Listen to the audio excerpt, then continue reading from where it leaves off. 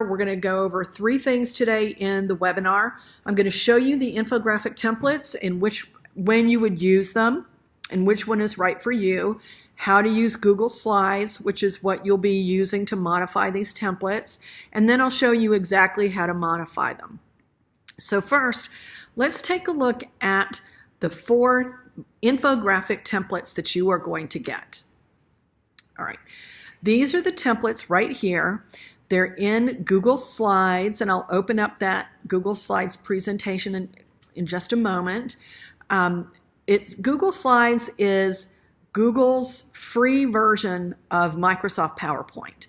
And that's one of the reasons that I created these templates in Google Slides. Is almost everybody has used PowerPoint at one time or another. And so there's no learning curve, or if there is, it's very small. And so you don't have to relearn how to use something like Canva, or definitely not Photoshop or Illustrator, nothing that complicated. There's also like paid tools that you can use like PictoChart, and I've actually tried to use those before, and I felt like my infographics look like everybody else's using those. And so what I've given you here are some options for different looks and feels for the infographics and different ways you would use them. And so here are the 4 different infographics and what really they're best to be used for. The first one is what I call the simplest infographic. It's made up of 5 rectangles. Each of these green backgrounds here are rectangles. They have text on top of them and then a dotted line here. It's really pretty simple.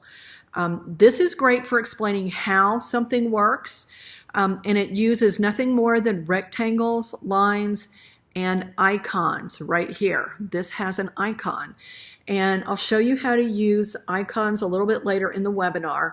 But each of these infographics actually tells you how to use it. So this infographic is telling you that we're using shapes to create the different infographic elements. And these are the different shapes that I've used within Google Slides, rectangles, circles, and these 2 are arrows. That's it. You don't have to draw. You don't have to have any artistic ability, any graphic design ability. It's very simple to do. All right, so the next one is the checklist. Now, this is great when you have a process that people need to do in order and you want them to, make sure they get everything. They can check it off. You can also replace these check boxes with numbers so that they get a numbered list.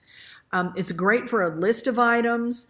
Now, there are 5 subheads here for 5 things that people need to do, but you can change that. You can add more. You can take some out. Notice here also that I'm telling you exactly how to use this. Your checklist title goes here.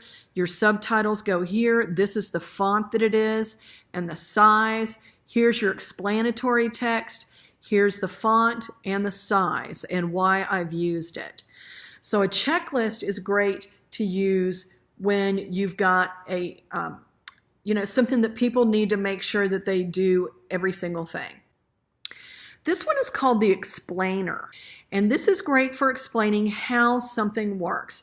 You don't necessarily have to do it in order, but it's great for explaining how something works or why something is or what. It's not something that people necessarily have to check off.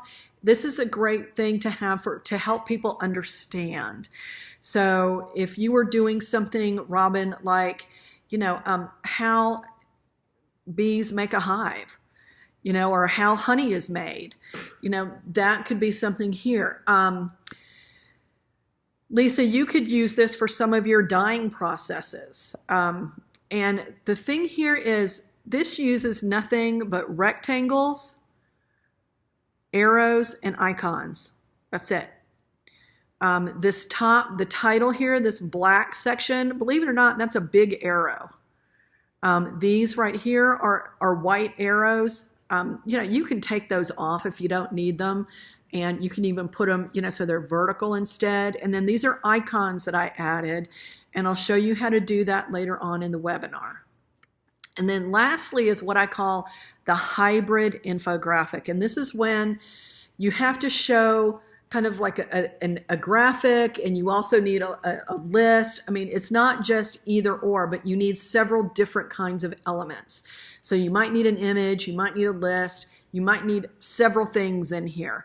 And I created this little Venn diagram in Google Slides. So you would be amazed at the images that you can create just with simple circles or squares or something like that. These down here are icons, and again, I'm going to show you how to use all of these.